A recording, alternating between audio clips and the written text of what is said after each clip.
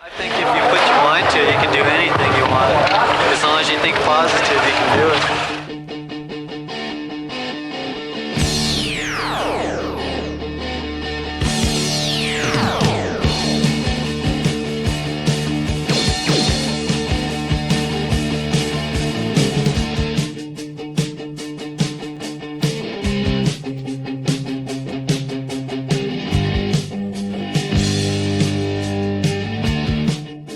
When the RC10 finally came into production, one of the first major races we went to was the Roar Nationals that was in Vineland, New Jersey. And back then, there was stock and modified class. There wasn't two-wheel drive and four-wheel drive. It was the first time we ever raced a car at a major race.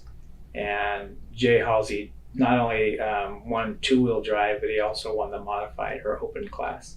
We went to that event. We raced both classes with RC10, and I ended up winning stock and modified class with RC10 at the first Roar Nationals in Vineland, New Jersey.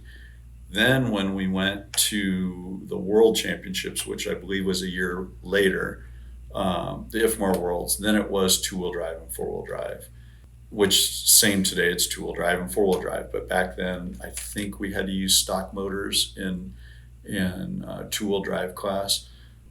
But we also ran a prototype RC10 four-wheel drive at that event so I won two-wheel drive with RC10 at the World Championships, and then in four-wheel drive, we ended up second place with the prototype RC10. That was the first World Championships for off-road. We haven't had one in the past. And again, we didn't have a big team of guys going there, and Jay Halsey, Halsey Jr., along with a few other guys, that was our team.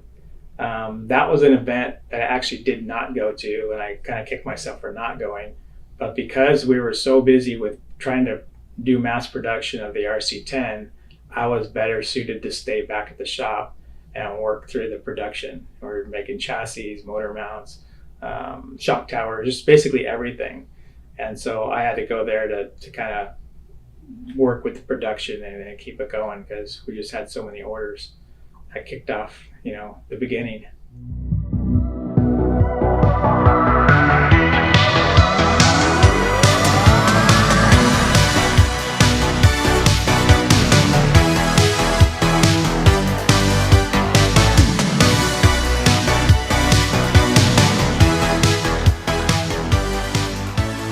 So back then the World Championships, which the one at Del Mar was the first ever for the off-road class, but there'd been on-road 8 scales and on-road electrics before then. And one of the traditions was the winner got a gold ring and second place got a silver ring. So as you can see here, they asked me to bring in a couple things today. This is the ring that I won in 1985 when I won the World Championship. So I also got a silver ring for second place in four-wheel drive class, and we paid the difference to get a gold ring for second place also, and then that ring went to my dad. I also brought in today, this was my original badge at the event. I couldn't believe we still even had this, but this was my event participation badge, and it was signed by Halsey, who was putting on the event at the time.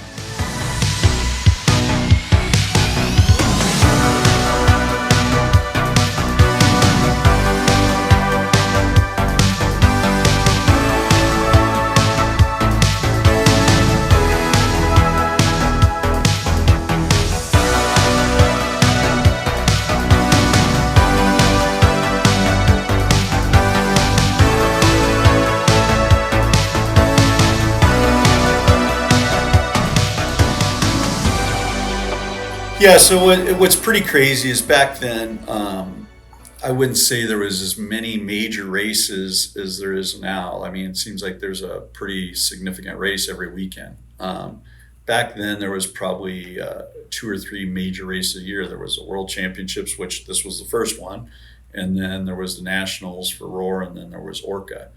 And so back then, I mean, we raced a lot of club races, and we didn't know the impact the World Championships had on the future of our sport or the future of these companies and things like that. But it's pretty crazy. It was just another race, at the time. And yeah, it was a big race, but we had other big races we went to. But it's pretty crazy sitting here today doing this interview 40 years later, and it's still relevant in a way, And but it was a pretty big deal, and I didn't realize at that time. At that time, I kept that car for a little bit. Gene, the owner, one of the owners of Associated, he wanted to do some ads and stuff with the car. And then when I got that car back, I just raced it again.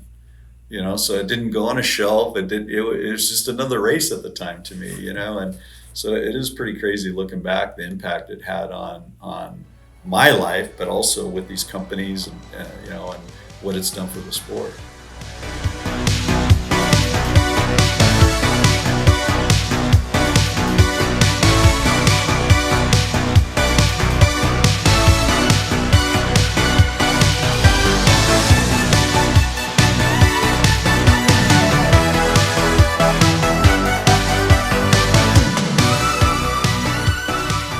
Yeah, so what's interesting, Associated approached me about they want to do this replica car, and they also did a clear anniversary car a while back, and then the 40th car anniversary. So I was like not so sure, how it would do or the interest out there. But I did an interview with Richard at the SEMA show, and the response I had from that interview was just crazy to me, how many people were still interested in. And so afterwards, Associate approached me and we talked about this project, and it's an honor to do. It was a big part of my life, and sometimes I look back and go, was that even me back then, 40 years ago?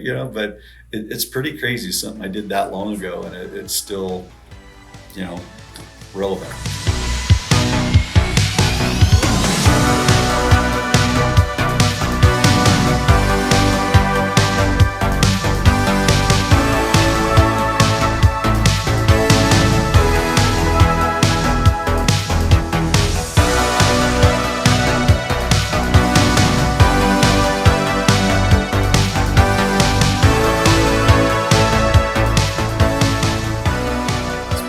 Humbling to know that people want to build that car and recreate the car that I raced back then and won with. And I probably get maybe 2 or 3 builders a year that send me stuff to sign or to take a picture with, or I meet them someplace. And I know those aren't huge numbers, but it means something to them and it means something to me. And it's definitely an honor, and it's pretty unbelievable that people are still interested in it, And I think there's a group of people that are my age and younger that the RC10 was a big part of their life back then. It was the first American-made 10-scale off-road car. Everything else was made in different countries back then, and so it was a big deal to have a car that was made in the U.S.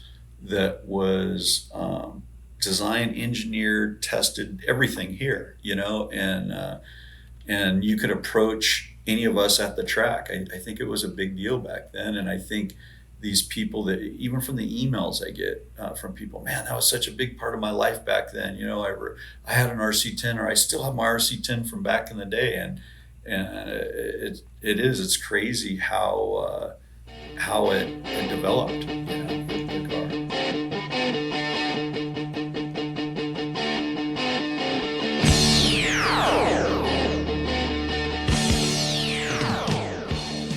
That car is an iconic car, as well as the original RC10. And through the years, the vintage customer, they're trying to recreate that car, having to try and custom paint their body. I always found that the front wheels and tires are hard to find. Getting the right stickers from that era. There's just a lot of people looking to recreate that body. And so we thought, let's recreate the whole car and make a J. Halsey edition, so everybody can have that car now. Yeah, the car is very close, and that was one of the big deal is when Associate approached me. Part of my deal is I wanted to have a final approval, because I didn't want just, it's a body or it's some stickers. I mean, you could look and They matched the tires that we ran in the front, the wheels, the JG front bumper. That was my first ever sponsor, was John Goodbang and JG, and he made bumpers and Nerf wings and stuff like that. And I wanted my original sponsors on the car, and you know, that's what they did. They have Novak and they have JG, Halsey Thompson Racing. That was a friend of ours when we first started racing. It was a small team we started, and he helped pay for me to go to all the races. So if I couldn't do it and have the people that supported me, which a lot of these people have passed on, if I couldn't do this and they would agree to putting these stickers on the car, I wouldn't do it. You know, these people are loyal to me, helped me get to where I was, along with Associated. And so it's pretty cool seeing the job that they did, you know, with the car and all the little details. And I think the guys that are really, really into all the little, you know, details they're going to see with the black shock tower, and the wing is done the same way. And yes, there is differences, but it's pretty dang close.